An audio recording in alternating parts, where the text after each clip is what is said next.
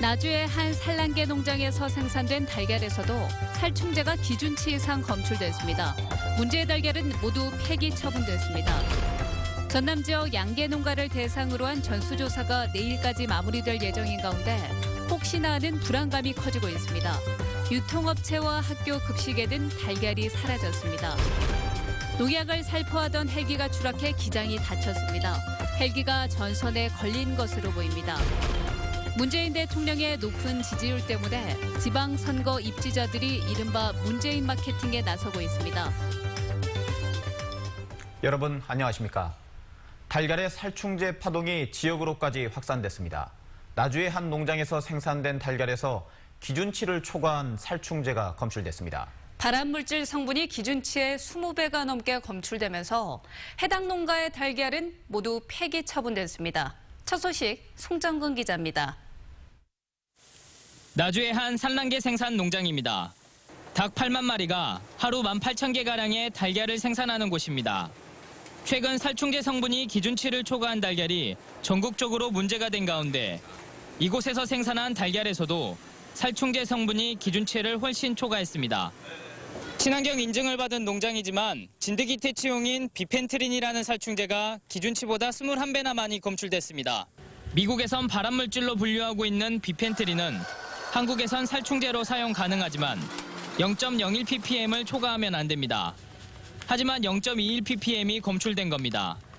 많이 쓰는데 그 과정을 모르고 되게 농장이 틀리니까 어쨌든 잘못은 했지만 이런 사장님이 너무 괴로워하시고 하시니까 빠져주시는 게 나을 것 같아요.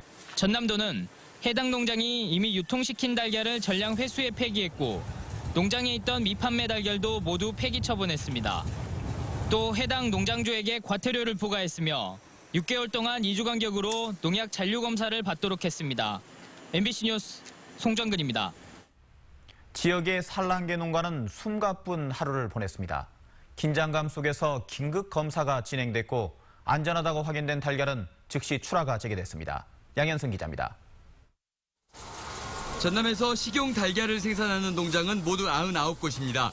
나주와 무안, 화순을 중심으로 3,000마리 이상 사육하는 농가가 대부분입니다. 하루 280만 개의 달걀이 생산돼 경상북도와 경기도 등에 이어 전국 5번째 규모입니다. 대부분 광주 전남 지역에서 소비되고 있습니다. 농산물 품질관리원은 친환경 인증농가 78곳, 전남 동물위생시험소는 비인증농가 21곳에서 살충제 성분 검사를 실시하고 있습니다. 늦어도 내일 아침까지 전수조사를 마칠 계획입니다. 검사 결과 적합 판정을 받은 농가들은 달걀 출하를 재개하고 있습니다. 그래서 이제 시군에서 우리 도의 입회하에 전량 폐기 조치를 하게 됩니다. 그리고 나서 이제 계속해서 그 농가에 대해서 6개월간 관리를 하게 되는데요. 2주간의 간격으로 해서 검사를 하게 됩니다. 전라남도는 AI 사태에서도 산란계 농장이 큰 타격을 받지 않는 등 친환경 축산 기조 속에 방역 위생 관리가 이루어졌다며 불안감 확산을 경계했습니다. MBC 뉴스 양현승입니다. 이처럼 파장이 확산되면서 소비자들은 달걀 구매를 기피하고 있습니다. 제빵업계나 학교 급식도 수급 불안에 비상이 걸렸습니다. 한신구 기자입니다. 하루에 200판가량의 달걀을 판매하는 대형마트입니다. 살충제 파동 이후 달걀은 판매대 대신 창고에 쌓여 있습니다.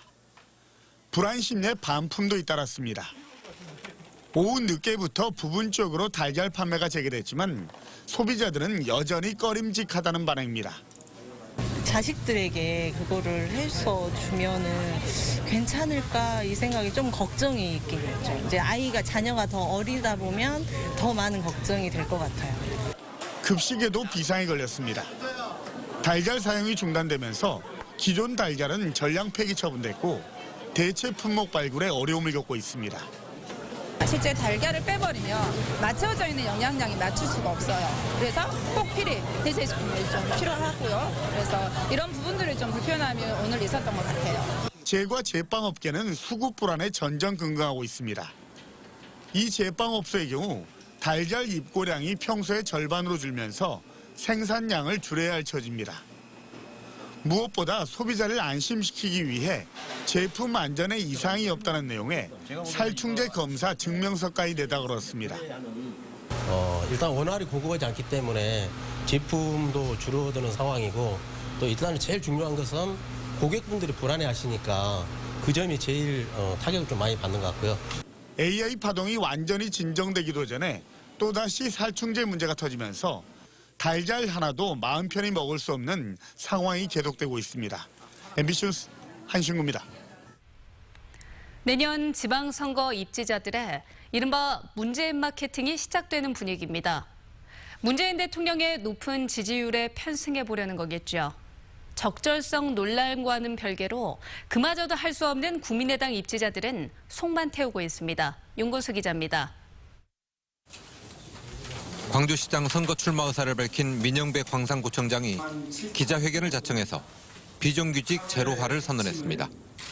광산구에는 공공부문 비정규직이 이제 한 명도 남지 않았다고 성과를 설명하면서 문재인 대통령과 코드를 연결시켰습니다.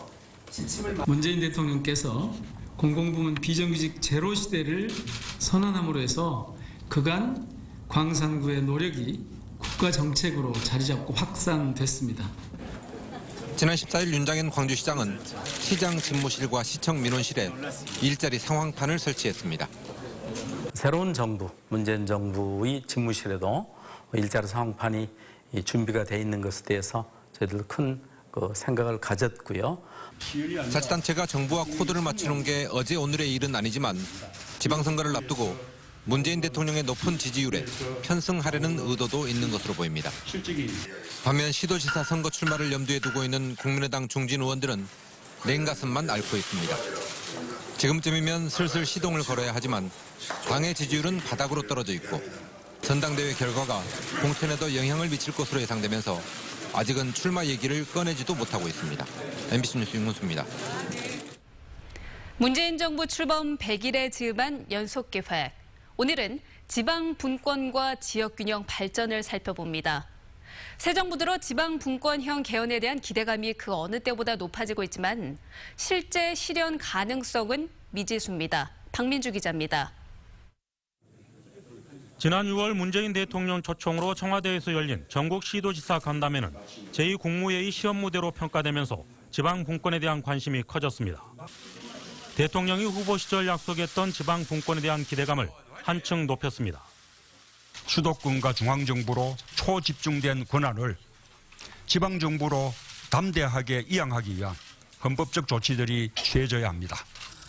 김부겸 행정안전부 장관도 최근 시도지사 임원단 간담회를 갖고 실질적인 지방자치 실현에 힘을 싣고 있습니다. 김 장관은 지방 분권을 강력하게 추진해 지역 불균형을 바로잡겠다는 의지를 표현했습니다.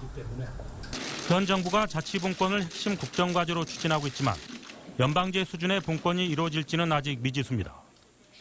지방자치단체의 재정사법 입법에 대한 정부 권한의 대폭적인 이양이 전제돼야 하기 때문입니다. 무늬만 자치라는 수준을 뛰어넘기 위해서는 지방 분권 개헌에 속도를 내야 한다는 지적도 일고 있습니다. 정부의 로드맵대로 지방 분권 국가를 명시한 법안이 마련될지가 앞으로 관건입니다.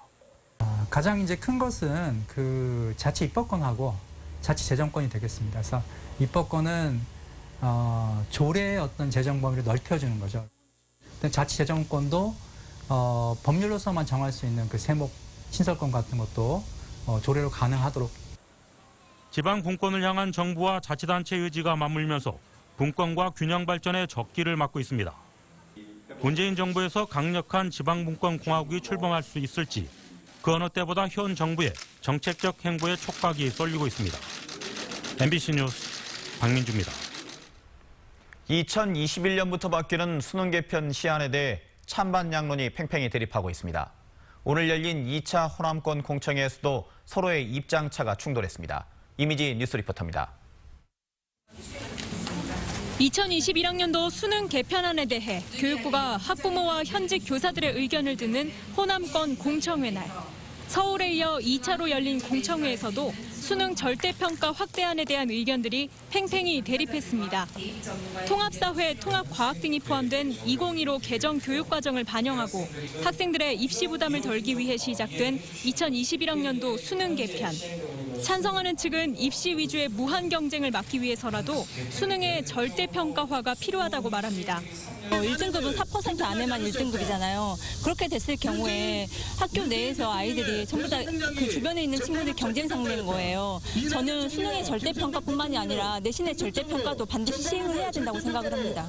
반면 반대 측은 수능이 절대평가화될 경우 학생부 전형 등으로 입시 비중이 쏠려 오히려 불공정한 평가가 진행될 것이라 우려하고 있습니다. 풍선 효과로 인해 국어 수학의 사교육비가 증가할 것이고 대학에서는 수능 이외의 새로운 전형 요소를 추가할 가능성이 있어 사교육비 증가로 이어질 수 있다. 또 9등급 체제를 유지한 채 2개의 안만 만들어 일방적으로 발표한 교육부에 불만을 제기하는 목소리도 있었습니다. 그렇지만 비합리적이고 경쟁 위주의 입시 교육을 바꾸자는 데에는 한 목소리였습니다. 교육부는 추가로 영남과 충청권 의견 수렴 과정을 거친 후 이번 달 31일 최종안을 발표할 예정입니다. MBC 뉴스 이미지입니다. 농약을 살포하던 헬기가 추락해 한 명이 부상을 입었습니다. 오늘 오전 8시쯤 영광군 염산면에서 농약을 살포하던 헬기가 논 위로 추락해 기장 47살 신모 씨가 척추에 부상을 입었습니다. 경찰과 소방당국은 헬기가 전선에 걸리면서 추락한 것으로 보고 정확한 경위를 조사하고 있습니다. 국민의당 대표 선거에 출마한 후보들이 전남에서 당원들의 지지를 호소했습니다. 국민의당 전남도당의 핵심 당원 연수에 참석한 당 대표 후보들은 내년 지방선거 승리를 이끌고 당을 살릴 적임자는 자신이라고 주장하며 당원들의 적극적인 지지를 요청했습니다. 앞서 박주선 비대위원장은 이번 전당대회를 분위기 쇄신과 신뢰 회복의 계기로 삼자고 말했습니다. 광주은행이 광주FC의 후원금으로 총 14억 원을 기탁하기로 했습니다. 광주은행은 프로축구 발전과 시민구단의 경기력 향상을 위해 써달라며 광주FC 구단주인 윤장현 시장에게 기탁금 5억 원을 전달했습니다. 또 내년부터 3년 동안 각각 3억 원씩을 추가로 기탁하기로 약속했습니다. 한편 광주FC는 사퇴한 남길 감독의 후임으로 김학범 전 성남 감독을 선임했습니다.